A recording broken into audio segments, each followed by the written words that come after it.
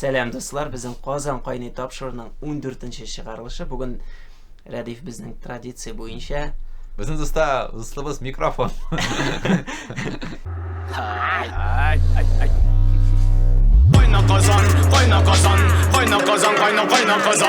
Жетінші шығарылышта біздің қонақ жоқ, біз икәу гына сенің біле. Шуның сен гына бүгін әлі халықара ялғызлық күні де бит. Не дейсіз? Әлі гына ойлап тапты. Йолдызлар күні ме? Ялғызлық. Yıldızlar günü. Profesyonel günün bilen seni təbrik. Rəhmət olsun. Yarısı aydagız көшік. Темаларға әйме. Біз бүгін шондай. Бізге қоғылышты бір тема енді ол татарша диктант. Ол 19 октябрь жазған көк әйме. Сен яздың ма? Яздым. Мен қазір ішлейм бетнейді. Кықтайда лекеге. Химия. Анда ректор алашында қазір. Университетында һәм мен анда кірдім де айтам, сіз татарша диктант язасыз ма? Алар айта язабыз, айдагыз, мен айтам, мен язам, алар меңа нешіктір сөз берділер. Мен анда шығыш ясадым, аның мағынасын аңлаттым, ол видеоларны қойдым енді Инстаграмға. Шаттылар, алар әзіреттігі білесім нәрсе аңладым. Татарша диктантны біз ұйыштырушылар боларақ ойлайдық, міне біз қазір хотлар жибәрәбіз де. Шуңа көрә менә ұйыштырушылар ничектер менә кешеләрне җыештырып, чакырып, бәлки директив рәвештә кайдадыр, чөнки 10,000 кеше язган иде булды. Быел 80 менә. Әйе. Һәм алай түгел, анда менә мәсәлән кыхтый, игълан биргәннәр группаларга торган, әйе, шундый кызыксынып яшьләр килгәннәр татарча. Бераз менә чагыштыра башлаган үлемсез полк белән инде. Чөнки үлемсез полк башта шундый астан килгән инициатива иде, кеше җыела иде, аннары аны кемдер алды үзенә. Бу параллель түгел инде, әлбәттә, ләкин анда шулай кеше директив рәвештә килергә кирәк. Дәүләт инде кушылгач, шундый әйберләр була, административ. Әмма ничектер менә шул кызык инде, кеше булай да үзе теләге белән килә үзе язарга. Һәм әлбәттә ничектер ул сәер шундый бик сәясәттән бик ерак булган диктант, шундый сәяси проблемага әверелде инде, әмма Фәүзия Байрамова тексты төшеп калгач. Юк, кара, татарча диктантның берничә быел ние булды. Шундый хәбәре чыкты. Хәбәре чыкты. Беренчедән менә син әйткән, хатлар җибәрелде, әлбәттә. Ул главаларга җибәрелде һәм урында кешеләр яза башлый, беләсезме? 100 кеше бу мәктәптә язсын. Элек без теләк белдерүчеләрне ниләрне җыя идек, шулай. Без хәбәр итә идек. Әйе. Типа, менә катнашып була. Һәм кем теләгән кушыла иде. Кирәк. Әйе. Ә монда инде уже менә катгый рәвештә һәм икенчесе ул Фәүзия апаның тексты буенча, булын әсәре буенча. Проблема нәрсәдә чыкты? Менә Фәүзия апаның исеме имештер. Менә ниндидер кешеләр өчен Фәүзия апа язучы буларак һәм Фәүзия апа сәясәтче буларак ул бер кеше. Берәсме сен сәясәт düştүкә. Хәтта аның китабын укыган кеше аңлый, ул төрле кешеләр. Юк, әшә беренчедән кеше белми Фәүзия апа күпме инде гомер буе. Язал, әйе. Мәсәлән, мин теге узган елны Камал мәктәбен ахыр заман буенча материал эзли башлагач, мен аның рецензиясын таптым. Татарстан эшләрендә 80 спектакль рецензия 87-88 ел. Әйме, һәммәләр менә шул болынның текстын эзли башладык инде интернетта юк дип әйттеләр, интернетта юк дип. Һәм мин кайдыр анда таптым ВКонтакте цитатасын. Римма таптан, әйе. Мен аны керттем. Димәк, Казан утларының бөтен архивы бар. Сез белмәсәгез, Казан утлары бөтен теге номерларын PDF рәвешендә кая, мин Казан утларын утларын яздыручы кеше буларак сорыйм синнән. Каян табарга? Казан утлары сайтында бар икән ул, архивы ята икән. Мен шул әйберне керттем Google-га, сүзләрен. Ул индексация ясалган икән әйберне. Чыкты. Мен аны Фәүзия апага җибәрдем. Безнең Фәүзия апа белән мөнәсәбәтләр шундый дулкынлы рәвештә уза инде. Ул миңа рәхмәт әйтте, беләсезме, минемчә шундый зур шулай нәтиҗә, чөнки минемчә кай вакытта без әйтәбез, менә мин бу белән риза түгел, шуңа күрә мин бу кеше белән бөтенләй бер кайда яшасым да килмәй, әйме, эш итәсем дә килми. Ул минемчә бу бераз безне шуны бузадырган әйберен дөрес иткәндә, әйме, бик табигый бит инде, без бит базда төрле, без әлбәттә гелә әйтәбез, безнең төрлелектә көч, төрлелектә төш дип, менә шул син бу кеше белән риза түгел дип, бәлки син аның фикерләре сиңа бөтенләй теге окынга да сыймый, сиңа. Ләкин мәсәлән, менә бу рәвештә мен әйтәм, юк, ничек инде булсын. Сез беренче язучы, әйеме, иске кеше язучы дөрескәндә. Булны укыган кеше беренче мин мөтләнәм, күп кеше булны укыган ниһаят. Анда карадылар бит, анда Булан сүзе яши. Болын Фәүзия Бәйрәм башладылар. сүзләрен анда 1000 кеше эзләгән шунда сразу. Но мин укып чыктым ул әсәрне. Шулай запрет куйгач, мин укырга ниятем юк иде. Һәм ул мәхәббәт турында. Сагыну, сагыш турында. Үзеңне эзләү, кстати, ялгызлык турында. Минемчә. Ну, белмим, башка кешеләр ничек уйлар. Һәм иң кызыгы, ул әсәр программага кергән бит. Филологлар аны укый. Димәк, филологлар аны тәкъдим иткән бит инде. Без гадәттә әсәрне үзебез сайламыйбыз. Филологлар әйтә, бар менә, былтыр ничек булды? Гаяз Исхакыйның юбилее булды да, менә шундый әсәрләр бар, без сайлап алдык анда. Күз әсәре булды. Һәм быел да алар әйтә, үзләре тәкъдим иткәннәр, һәм алар арасында, ну, Фәүзия апаныкында тәкъдим иткән, чөнки ул программага кергән. Хәзер шуннан проблема ясап, киресенчә ул теге Барбара Стрейзен эффектын әйткән иде, чыгарды. Һәм тагын бер тема монда диктант белән бәйле. Башкортстан шундый бик дөрфа рәвештә аның хөкүмәте дип әйтик, аларның яшьләре бар безнең кебегрәк, алар белән без аралашабыз, проблема юк. Но менә дәүләте ничектер бик грубый итеп, дөрфа итеп эш итә, һәм алар 16-нчы 3 көн кала, 2 көн кала приказ чыгара, менә имештер Мостай Кәримгә юбилейна багышлап, хәзер бөтенегез дә тотальный диктант язабыз, һәм ул башкортча, русча, чөнки безнең дәүләт теле 2 тел. Икенче шул көнне. Димәк, кешеләр уйлый, әйдәгез татарча языйк әле. Аны мәгънәсе нәрсәдә? Типа менә башка телләрдә язсан, дөрес түгел итеп язсан, без көләбез анда. Ха-ха, инглизчә дөрес язмаганнар кибетләр. Татарча дөрес язмаса, без әйтәбез, ну Аллага шөкер, әле татарча язган. Анда нинди хата инде, ярый инде. Нигә әле татарча язса бит инде, әгәр дә син үз телеңне ким дип күрмисең икән, шундый ук тел итеп күрәсең икән, син таләп итәргә тиеш, һәм үзең дә яза белергә тиеш, ул ничектер баш миен эшләтә, һәм шул әйбердән нәрсәдер уйлап, аха, хөкүмәт уйлый. Булар нәрсәдер задумали. Андай әйбер юк. Башкортстан Республикасы министрлыгы. Андай әйбер юк. Нигәдер Башкортстанда именно. Һәм мин кичә Башкортстанда алар текст җибәрәләр, һәм тексты әдәби текст түгел. Алар язалар ниндидер анда тарих, идеология и шул кадәр аны пычраттылар. Һәм мин менә оештыру эшендә быел катнашмасам да протест белдерәм бу әйбергә, чөнки ниндидер мәдәни әйберне шулай пычрату, ул бик алга карап эш итү түгел дигән сүз. Һәм кичә очраттым Илнар Гарифуллинны, авиатөзелеш районында, мин автобустан төштем дә инде Ленинградская остановкасында. Ул анда үз автобусынан төште. Мин автобус йөртә водитель белән. Ул шулай кызыл төстә. Җибәрдем анда. Бу өчен мин бер остановкага иртәрәк чыктым, чөнки бер исерек керде дә. Бу табук. Һәм Илнарны очраттым. Ул бит инде бөтен Башкортстан хәбәрләрен күзәтеп бара, һәм алардан делегация килгән икән. Бернинди дә максатсыз, нисез, просто килеп киткәннәр инде, видимо, нәрсә эшләгәннәрен аңлаганнар да инде, менә хәзер типа, ну, все нормально же дигән кебегрәк килеп, просто ниткәннәр, килеп киткәннәр. Аптырым инде, менә үзләре ничектер Татарстан белән дуста буласылар, килә ниндидер адекватный шундый мөнәсәбәт. Икенче яктан безне һәр вакытта нәрсәдер дә подозревать. Беләсезме, әйтәләр бит әле, во всем виноваты евреи. Шул ук ситуация Башкортстанда, во всем виноваты татары. Ну алай була алмый бит 21-нче гасыр егетләр. Вот һәм ул татарча диктант белән бәйле булды. Давай протестлар буенча узыйк темасы буенча. Менә бүген шундый кайгылы хәбәр инде, әмма дәрвишләр бездәсендә мунча иде, әмма ул совет архитектурасын шундый һәйкәле була бит инде, әмма ул шул теге һәйкәлләр исемлегә кермәгән, ОКНга кермәгән инде. Һәм аны беренче дәүләт аны сакламаган, аны беренче ел калганнар икән, кемдер алган инде аны. Сатып алган да, һәм аны менә беренче көнлек җимерүгә булганнар, һәм дәрвиштә биштәсендә яшәгән кешеләр моңа каршы чыкканнар.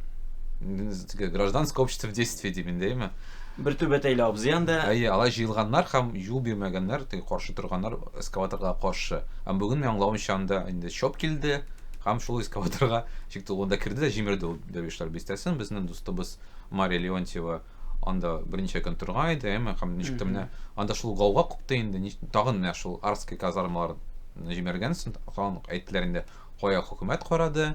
Ничек әбәт ничәтә Балтус сагынасы әйттеләр инде, менә Балтус беренче эшләми дип инде ул нинҗи юк бар белән. Анда, ну, прям Telegram каналы инде анда алар типа ничек инде по указке кебек башладылар. Ну, архитектурасы ян башлады. Гордеев башлады. Ул кстати менә биргән дип бит гариза җибәрде, кертегез дип инде. Беренче көнлек кенә. Мен аңладым, бер зур проблема бар. Беренчедән, теге совет архитектурасы бөтенләй шул исемлеккә кергән икән. Мәсәлән, без белә торган Татваринок, Камал театры кашындагы зур сталинский бина инде. Менә шул Сталин ампиры һәйкәлләре, бөтенесе алар, имәк, исемлеккә кергән икән. Аны яшәгән Сталинканы да җибәрә алалар икән. Ну, без аны белмәгән икән. Микән шәй бер. Әле ярый бер генерал миндә торганнан да. У исемлеккә кертергә тырышалар, әмма шул йортларның хуҗалары моңа каршы әлбәттә. Чөнки ул обременение, аны карарга кирәк. Мәсәлән, бу йорт турында, мәсәлән, анда хәзер булган нидер бер ЖК. Чөнки без беләбез, хәзер дәрвишләр бистәсе ничектер хәзерге заводда шундый бик перспективный районга урын калмады, чөнки Казанда. Әверелдә, Кара, монда девелоперлар, менә йортлар төзүчеләр. Мин дә ничектер әз генә инсайт беләм бу историядә. Минем танышларымда бәйле булып чыкты менә девелоперлар белән, ниләр белән. Мин шуңа күрә теге якны да, бу якны да. Девелоперларны әйт, пожалуйста. Да, девелоперлар. Ну менә йорт төзүчеләр. Һәм ике якның да позициясе. Нинди?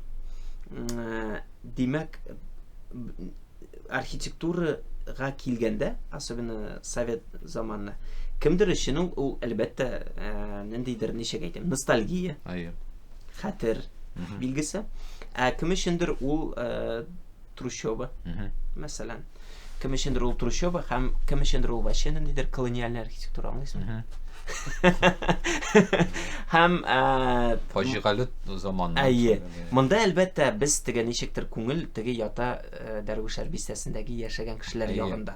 Чөнки монда элекеге мэр урынбасары ялгышмасам. Дәрвишләр күбесе күмән бит ул шундый тарихы шундый инде. Эвакуацияга килгән кешеләр яшәеп, әмма шундый аны теге ул еракта гына булса да, бер нинди шундый культурасы инде, мәдәнияте бар, әниме. Флор шундый яратар, менә бездә Ленинградта кебек бераз инде. Ну, гопниклардан ара инде. Шуңа күрә ничек менә шуннан бәлки ностальгиялар бар инде. Һәм мин уйлыйм, дөресен әйткәндә, мин башта аңламадым нәрсә өчен көрәшәләр. Чөнки ул мунчага мин әлбәттә архитектура белгече түгел, ләкин менә мин аның фотоларына да карыйм. Ну, шундый ниндидер ягымлы бина кебек күренә. Икенче яктан карасаң, бер нинди дә әллә нәрсә түгел инде. Дөресен әйткәндә, теге кыяфәте белән, архитектурасы белән ул вакытта һәм мин уйлыйм, анда хәзер җылы суда булмаган инде ул вакытта кешеләрдә, һәм шуңа менә шундый мунчалар төзергә кирәк булган. Ул бер яктан карасаң, шундый теге совет чорындагы авыр коммуналь шартларның бер һәйкәле инде. Һәм нәрсә кирәк булган? Мин уйлыйм, мондый әйбер әле тагын ни өчен барлыкка килде? Чөнки Дәрвишләр бистәсендә бит юл төзергә җыйналар. Анда генпланда ничектер хәбәр чыкты шундый. Соңгы вакытта Дәрвишләр бистәсе гомән бу бәйле еш чыга инде. Чыганага. Чөнки кешән сорамыйлар. Да, юл накладывается бер-берсенә. Әлбәттә, мунча теге әллә нәрсә булмаса да, кеше уйлый, без монда җуындык, анда фәлән бу әти белән йөргән идек. Накладывается ул башта барып сөйләшеп килергә кирәк иде, күрсәтергә ачыктан ачык. Бәлки нәрсәдер анда бар бит төрле ысуллар, менә фасадын калдыралар. Бәлки мин шундый. Синең белән сөйләшкән бул турыда, менә шундый куймалар темасы инде. Менә бу минем урыным. Һәм тиредән нәрсә бар, ул мине вообще бөтенләй кызыксындырмый. Мин үзем төзим монда, телим ЖК төзим, телим мәчет төзим. Ну, икенче яктан уйласан, Рәдиф, ну бу бит собственность. Ну, собственность, Ну, прикинь, синең коттедж төзелгән. Ләм ул шәһәрдә урнашкан бит, аңлаешмы? Әгәр син урманда төзисең икән, да син урманда төзергә ярамый. Чиста бер далада, белмим анда. Сахарада. Ну, барыбер это же право собственности, ул кеше нәрсә эшләргә. Ну, монда беренче право. Ну, мен аңлыйм, кеше әйтә, право собственности, әмма син кеше булып кал. То есть мен аңлыйм аларны. Мен аларны аңлыйм. Юк, мен аларны аңлыйм. Мин нәрсә әйтмәкче булам. Ни өчен шәһәр биргән соң алайса, аңа саткансың ул җирне. Неужели аны уйлап булмый инде, что менә кешеләрнең бәйле бу ничектер фәлән дип. Нигә конфликт булдырырга, анда урын что ли Дербышкада? Монда тагын сорау тора инде, әдәт кеше әйтә, менә бу бина бик матур иде. Ну, эстетик яктан башлана инде. Кайсы бәйне сокларга. Мәсәлән, кайвакта чыгалар, әйтәләр, менә бу типовой ДК иде. бу теге совет заманын хайкелеме әйтәм, ну бу бит типичный ДК. Алар йөзләгән бөтен җирдә. Нигә алар? Юк, бу безнең тарихыбыз. Мен әйтәм, ну ничек тә бирергә кирәк. Аның урында нәрсә дилек шулай торган бит. Әйдәгез, моны җимерик тә. Аның тора белмим, мәсәлән, безнең белмим анда һәр булак янында анда теге ИТР общагалары. Әйдән җимерик тә ширкә утыргызык анда. Ул бит моторак дисәткәндә. Завоклы, әйдә шулай эшлик алайса. Әйдәгез, Хуан мәчетендә торгызык кире. Ул бик тә мотор булгандыр инде. Ну монда нинди шундый психология башлана. Һәм кем кешенең шундый теге күбрәк доводлар бирә инде, әмма сүзләр әйтә ала, шул кебек яклы кебек. Шуңа күрә миңа нәрсә ошамый бу яктан менә бу тарих, ул кешене берләштерергә тиеш бит. Ул безнең халык тарката. Кеше икесе дә мәсәлән кайгырта шәһәр турында инеме? Ләкин алар безне каршы чыга. Ну мин уйлыйм, бу тарихта, эстетикада түгел, эш просто акчада һәм социаль проблемалар. Инде. Дәрвишләр бистәсе ул шундый кабынып китергә тора торган урын, чөнки анда акча аз, кешеләр яши авыр шартларда. Икенче яктан бар шундый сорран, ничек дип әйтергә, девелоперлар. Йортлар акча бәясен белүче. Акча эшләп калырга теләүчеләр. Шундый акча темасы. Ну кара, әгәр дә бу мунчаны җимерә алалар икән, димәк, Камал театрында җимерә алалар. Шулай булып чыга. Кайчандыр. Аннар кемгә кирәк булса. Әйдә шулай, мин башта позитив, негатив яңалыклар буенча безне видеолар буенча беренче көнлек эфирдә Стамаев белән Гүзәл Разованың видеосы чыккан иде. Мин бүген генә укыдым. Мин аны бершә аңламадым. Ну, чыга теге предложкаларда инде. Мин башта ышанмадым чынлап. Алар димәк кайда торалар юлда, анда инде бер этнеме, яме? Юк, анда очрашканнар Гүзәл Уразова. Кайда бардылар, без гастрольдән чыктым, менә юктылар. Очрашканнар һәм алар видеода теге исәнләшү видеосына кертеп җибәрәләр. Шундый әйбер юлда яткан этендә. Чүпрәкме ул, нәрсәме ул? Ну, ул әйтә, имештер ул кирпе анда. Ниткән ул хәзер әйтә, менә без бит аш йөрибез. Гастрольләрдә ашыгабыз, нитәбез, менә кыздырып ашыйбыз дигән кебегрәк инде шаярту кертеп җибәрә. Монда бәргән машина, ну, ниндидер җәндекне, һәм ул аның турында шаярта, Гүзәл Уразованың әйтә, кеше ышаныр тагын, алай дип әйтмә инде, һәм син бит безнең брат, фәлән-сәлән. Бетте, шуның белән видео бетте, һәм иң кызыгы, мин бу хәбәр турында Небожены Telegram каналыннан белдем. Ул әйтә, менә татар. Без бу яктан нәрсә белдек? Тәфсир Небожены каналы. Юк, менә җибәрделәр. Ярар. Мин ачтым. Укысам да, как бы, уялмыйм.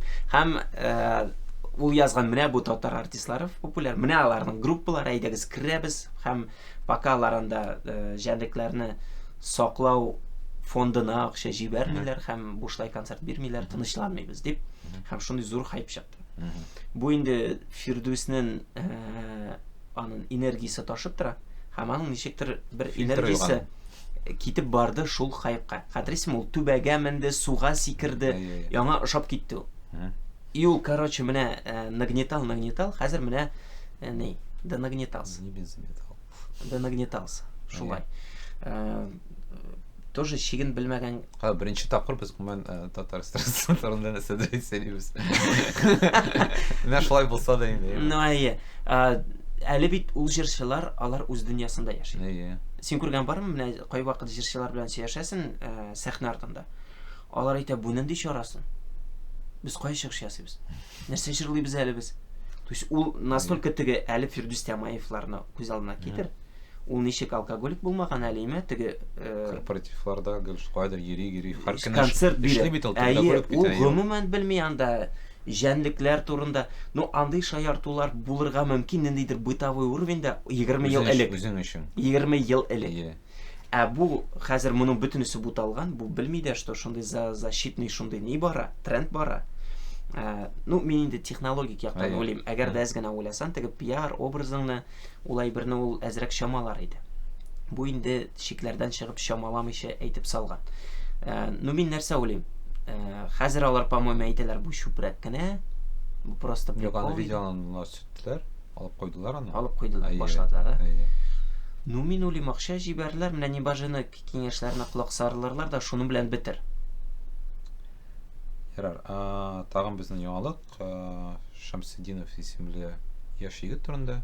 Ага. Ул как раз аңлавымча шундый фаҗигале әйбер булды. Үз кайда корал алып, үзенең частендә ул 8 кешене үтерде. Ул армиядә хезмәт итә. Армиядә хезмәт иткән. Аны кимсеткәннәр. Кимсеткәннәр, һәм әйтәләр, ягъни милләтеннән карап кимсеткәннәр дип инде. Аны мин Коммерсантта укыдым. Ул Вагай районыннан икән. Башта әйткәннәр иде, имештер, Нурлат районыннан дигән хәбәрләрдә укыдым. Татарстаннан имеш. Ул Төмән өлкәсендә Вагай районы, бәлки син хәтерлисеңдер, без акча җыйган иде. Вагай районындагы ниндидер авылларны су баскан иде. Хәтерлисеңме? Менә шул районнан малай. Әйтергә кирәк, Себер татарлары алар әле бик үпкәлчел. То есть, мәсәлән, без флексибелрак. Без күбрәк тә инде шуңа күрә. Юк. Без флексибелрак. Анда әйбер әйтсәң, бик каты үпкәлиләр. Шундый яклары бар. И армия турында без нәрсә беләбез? Анда кимсетәләр. Димәк, дедовщина Хәзер дә бар әле. Хәзер дә бар. Мен шуга әйтәләр инде, азрак булды инде. Хәзер кеше 1 елга хезмәт итә бит инде шуңа күрә. Анда контрактниклар булган, офицерлар да юк, шуңа күрә бәлки башкача үзгәрде. Кимсеткәннәр һәм милли яктан. Бу бит, белмим инде, кем булырга кирәк татарлар белән инде. Нинди проблема гомердә булмаганны. Бәлки шундый шовинизм дәрәҗәсе арта дип әйтәләр бит социологлар. Хәзерге вакытта. Россиядә. Мин уйлыйм, бу ничектер бер-берсе белән бәйле әйберләр. Әлбәттә, аңа мондый мераларга барга кирәк булмаган иде. Инде. Кушанда мин 8 кеше үтергән. Петиция укыгайным, анда чиктер аны азат итәргәме, чиктер анда сиде бирергә. Әйтәм, алай да булса, кешене үтергә ярамый. 8 кеше кебек аларның тоже әйтәләр бар бит инде. Аларның да шундый зур фаҗига. Сезнең менә аларны үтерүче, менә ул чөнки аны дивили. Да. Моны аклап булмый инде берничек. Чөнки бүтәнчә дә аклап була инде. Әйтәләр, менә әйтәсе дөрес тә белмәгән.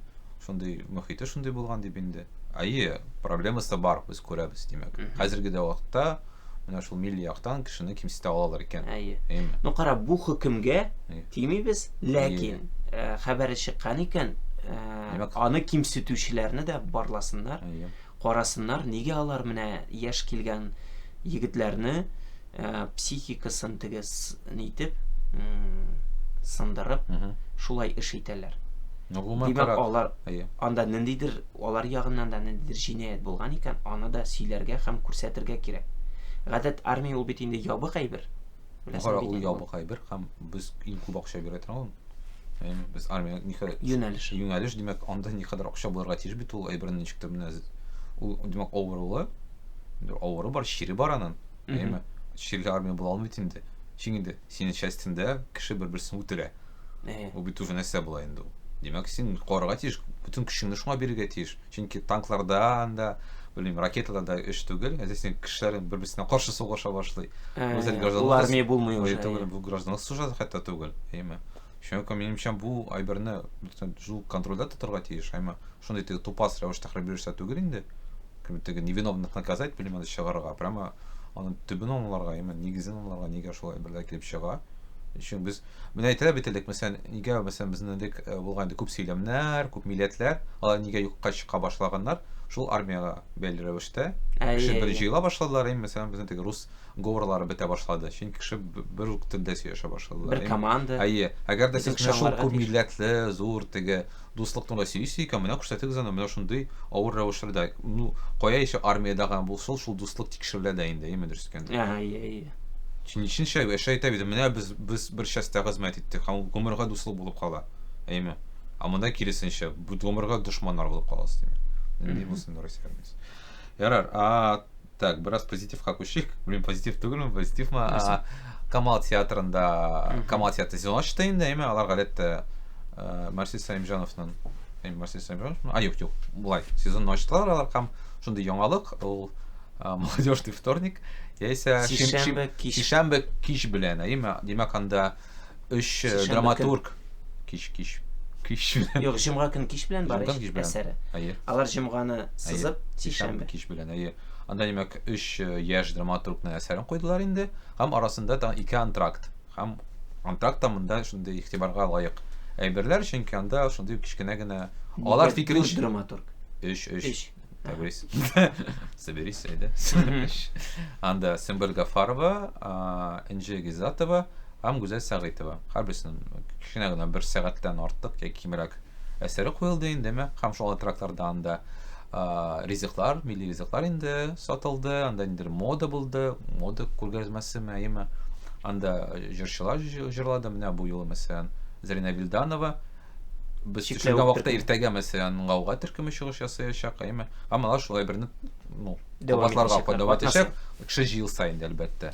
Кеше залда булды. Кеше залда, әйтәләр Руслан рәсем ясады. Рәсем Руслан Ибрагимов, Рахимов шул әсәрләргә бәйле, шундый нидер, менә шул дәвамында 5 сәгать дәвамында рәсем ясады инде, һәм чыгарды инде нәтиҗәсен. Димәк, ул ягъни иртәгә тагын шул рәсем ясаячактыр инде. Белмим, чиклеп чыгар. Кызык беләсезме, ул Камал театры ничек менә яшьләр иҗатын күрә дип инде, әйме. Рәдиф карале, моның тарихын әйтергә кирәк, безне бит чакырдылар синең Безне чакырдылар. Идеялар әйтер өчен. Бер яктан ничектер менә без синең белән килеп киттек тә, нәрсәдер әйттек тә. Килеп чыкты, ничектер син күзаллаганча килеп чыктымы? Юк, мен аны бөтенләй башкача күрдем инде. Башкачарак. Берседән мин аны күргән идем шундый теге сәяхәт кебек бераз. Чөнки Камал театры ул зур, булай булса инде. Мен улаган мәсәлән, кеше беренче спектакльне карый һәм чыга мәсәлән зур залга. Или мәсәлән, чыга мәсәлән фойега, фойеда аны мәсәлән шул урында каршылый мәсәлән Зарина Вилданова. Җырлыйларга Беренче пункт, икенче пунктта күчәбез, анда мәсәлән, белмим, анда сату. И мәсәлән, ашау ашыйлар. Баралар балар, керәләр зур залга. Зур залның прямо сәхнәсендә уже әзерләнгән икенче спектакль башлана. Әйме? Кеше карый, аннары кичкенә генә ишектән чыгар башка урынга. Шундый сәяхәт кебек күрдем, яны шундый һәм төрле урыннарда, чиктер кеше менә бер-берсе янышында тора инде, әйме? Амында, белмим инде, бу әлбәттә Мин Камал театрын бик яратам, мин белән проектлар эшлим, мен ничек ул теге сәер критика, шулай дөрес инде, тип үзен кебек критиклыйсың бераз инде. Әмма мин әсем әйттем, Камал театры ул Совет модерн мәгълүматкә кайтып инде, шундый һәйкәле 86 елда төзелгән, шундый типовой проект ул бераз, 86-87 ачылган инде. Мин белән бергә ту. Ике зур махайга булган. Әйме, һәм ничектер менә без истә калды минем ул менә аның теге файсы, ул теге 90 елдагы клиплардан, башкачтан төшә, кемдер җырлый анда. Һәм менә бу урында бөтен менә бу куштырмакта альтернатива инде. Ничектер бик бераз унсыз күбек күренә иде минем өчен. Әйме, ул мәсәлән белмәсәк, әгәр дә мәсәлән мин үземне куяйдым монда, мен әйтәм, мин монда үземдә куман күрмим. Хәзерге репертуар белән мен монда кычкырып йөрим, мин монда Бу Ренат хаялды, да? Вот мин монда сикереп юк бит инде, анда кеше утыра. Чиктер. Релакс шундый, әйме. Спектакльләр. Спектакльне мәсәлән миңа кара бетерү кыенрак иде, чөнки теге, вакыт ала бит. Вакыт ала, алар бит бүтән вакытын җыйсан, алар нимәң 3 сәгать бара инде. Ничек син спектакль? Мин Синдә бит ул лабораториядә катнашты. Вот мен әйтәм, беләсезме, бүген мәкалә үткән идем, тәнкыйть, ул ягъни кешене әсәрен тәкъитләү түгел, андыр теге көнчелек кебек инде. Әлбәттә, минем көнчелек бар, моны әйтәм. Чөнки мин өметләнгән идем, минем пьеса куелыр дип анда. Әйме, ул ничек кирмәгән инде, төрле сәбәпләр аркасында. Всё, хана, әйдә. Манчибез.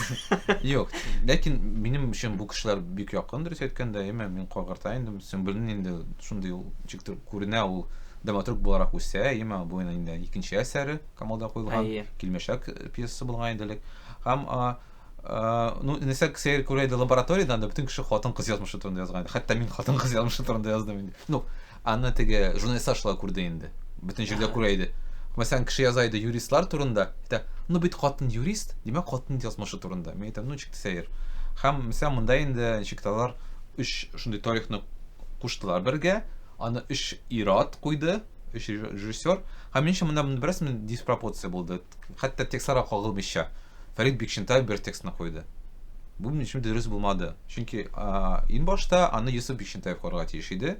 Шундый бераз өйрәнчек режиссер. Улымы? Улы. Фәрит абый. Чөнки анда беренче Олег Күнчәгулов куйган инде, икенчесен Рамил Гараев, һәм менә Мастодон куя. Әлбәттә, белмим, ул мәсәлән теге менюны да куйса бик кызык булыр иде минемчә, әйме? Ресторан менюсын. Һәм монда сизелә иде, чөнки мин ул текстны укыганым бар. Менимче анда Гүзәргә тагын бераз эшлисе кирәк иде аны бәлки. Ул берчә ул текстны бер алды. Бик ну ушулай эшләргә ярата белүемчә. Һәм анда Ләйсән Файзуллина бик шәп уйный. Ул сүзләр әйтә, монда бик җитди тирән мәгънә бар. Ләкин мин аңлыйм, что монда тизрәк бирәк психотерапия кебек була. Ләйсән яхшы уйнады Мин шул аның өчен шат булдым. Чөнки вот белмим ничектер Ләйсәнне күбрәк уйнатырга ирешен кирәк. Мәсәлән, һәм шундый заманча әсәрләрдә, чөнки ул заман кешесе. Әйме? Булган иде бит теге кем әле ул? Кара изләр инде түгел инде. Хәзерге әсәр. Ну шундый, Имел Талипов белән уйныйлар пьесада. Һәм аңганда теге нидер элекке булган заман кызын уйный. Без ул исемне аннары ничек белмим керттербез. Астагы. Юк, белмибез икән, белмибез, искә төшми. Курчак белән Миркәй белән. Миркәй белән сул. Һәм анда ул сен шундый теге 20нче гасыр башындагы кызны уйный инде. Ул әлбәттә Ләйсән Фазыловна түгел. Ул монда ачылды. 20нче гасыр башын кызы уйный һәм бик табигый рәвештә уйный. Ул сүзләр аның сүзләре кебек. Бу миңа ошады. Чик, мин күрдем, режиссер ничек текст белән эшләй. Миңа ошады. Менә драматургия ягыннан әйтсәк, мин инде әлбәттә теге белгеч түгел, ләкин тамашачы буларак миңа Энҗинеке ошады. Икенчесе. Ул авыру бала турында иде. Аутизм турында. Һәм мин аны аутизм турында, һәм мин аны әйтмәс идем, карадым теге әти буларак. Чөнки Аида әзрәк теге ачу чыктаның, мин хатын белән барган идем. Ул әйтә, менә родительский чувствон анда теге әтиянең хисләренә нидә басым ясыйлар теге. Барыбер теге нидәсен бит инде. Кайгырасың ул бала өчен ничектер үзеңә нитәсен примеряешь инде. Һәм бу очракта миңа ошады нәрсә ягыннан. Минемчә Энҗигә яхшы булды. Ул бит татар темасы белән алай ук бәйле түгел. Һәм ул ничектер театр белән дә әллә ни бәйле түгел. Һәм шуңа күрә аның драматургиясе ниндидер теге азат иде, беләсезме, безнең теге заморочкалардан, безнең тараканнардан. Анда резко анда герой мәсәлән тел турында сөйләй башламый. Мәсәлән, анда Гүзәлнең анда әйтә. Бәлки башка милләтләрне азапламаскадыр. Син уйлыйсың, тукта әле. Нәрсә өчен кертә? Монда бит мин аңламадым искәндә. Монда бит гаилә мөнәсәбәтләре анда хатын кыз. Менә бу кеше активист буларак ул кертә инде ул берне өчен. Кирәк кебек. Энҗи аннан арынган. Һәм мин аңа даже килеп сорадым, мин әйтәм, син кая укыдың? Ул әйтә, анда социологка укыганмы, ул анда юристка укыганмы? Ул педагог. Педагог. Теге чит телләр буенча. Чит телләр буенча. Алашайми белән бер аудиториядә утырды. Мин әйтәм, менә монсы сиңа ни? Вот, нәрсә миңа ошады. Һәрбер пьесада нидер яңа темалар иде. Әйме? Мәсәлән, Сөмбелнең темасы ул парковкалар турында, гомумән. Ул протестлар турында. Протестлар турында. Кеше бик табигый берләр, столбиклар турында, теге парковкаларда. Әйме, Энҗинең аутизм турында. Әйме, Гүзәл Сагитова ул ничектер бераз нәрсә турында ансы? Пунктирны булса да, мин анда чөнки ул тема ошакланмый, әйме? Ул зәңгәрләр темасын кемдә анда Әзгәр Шакиров беренче тапкыр гомерендә гейнуны, мин аңлыйм, ул бик шундый бик әйтә, менә ул теманы күтәрмәде минемчә, ул просто кертте әйберне. Теге заманух кебек. Ләкин ул ошакланмый минемчә, чөнки ул бик кызык булыр иде, чөнки ул татар кешесе, әйме, шундый теге белая ворона кебек бөтенләй инде, әйме? Ул бик кызык булыр иде, әгәр дә мен прям аны җентекләп чыгарсам. Вот, мәсәлән, тел керәше, анда төрле темалар. Әмма анда бөтенләй юк анда татар халкы. Беркем дә янгырам ит ул. Бездә татарлар шулай инде бит, анда бер юк, шундый теге бик дастан юк, монда пафос юк. Шундый теге пошта фәлсәфә юк. Миңа шул ошады бердән. Әгәр дә менә шул юнәлештә бераз барса, гомумән тормыш турындагы пьесалар чыкса иде. Әйме? Әлбәттә, яхшырак эшләнгән. Син әгәр дә шул персонажга ышансаң, чөнки монда мотивация кайвакта җитмәй, әйме? Үзеңне күрсәң үз тормышыңны. Үземне күрсәң. Чөнки мин бу каядан да үземне күрмәдем. Әйме? Әлбәттә, мин үмитләнәм, чөнки бу дәвам итер. Һәм яшь кешеләр языр. Мин аңлавымча, менә хәзерге бу елны алар кире форматка кайттылар теге яңа тар пьесасына. Анда просто җибәрәсең конкурска инде мин. Типа пьесалар. Мин аңлам, бәлки ул типа чөнки эксперимент булмады. Чөнки ничектер менә гениаль әсәрләр чыкмады. Ләкин шуны искә тотарга кирәк. Илгиз Заниев та аның бер 10нчы пьесасы сәхнәгә куелды инде. Анын тагын бир 9 бар, бир киши дә бәлки укымаганда. Демәк, просто тәҗрибә кирәк. Әйме? Әйме. Һәм шуны әйтергә кирәк. Илгиз турында әйтсәк, инде Альфия исемле спектакль чыкты. Соңгы 30 елда беренче тапкыр зур олы кешеләр өчен Курчак театры. Әйме? Һәм менә мин барырмын. Мин бармадым әле. Мин дә бара алмадым. Мин 8 чакырганнар. Мин 8 барам. Билет алдым. Билет алдым. Вот шуңа күрә кызык дөрес иткәндә, менә ничектер тема үзгәрә, дөнья үзгәрә. Әйме? Белмәсә кирип чыгар. Ну, театр ул татарларның иң сизгер юнәлеше, теге мәдәни тармагы буларак, ул ничектер безнең тормышның теге үзгәрешенә тизрәк җавап бирә.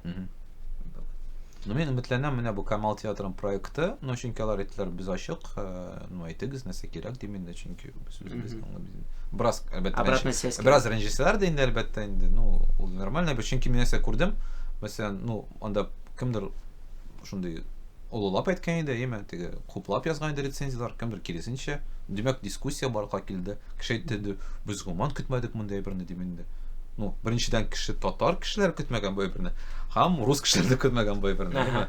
Чөнки бар бер стереотип бар, теге безгә карата башка милләт стереотиплары бар, ә без турында стереотиплар әлбәттә бар инде, чөнки менә безнең спектакльләрдә шундый берләр булачак.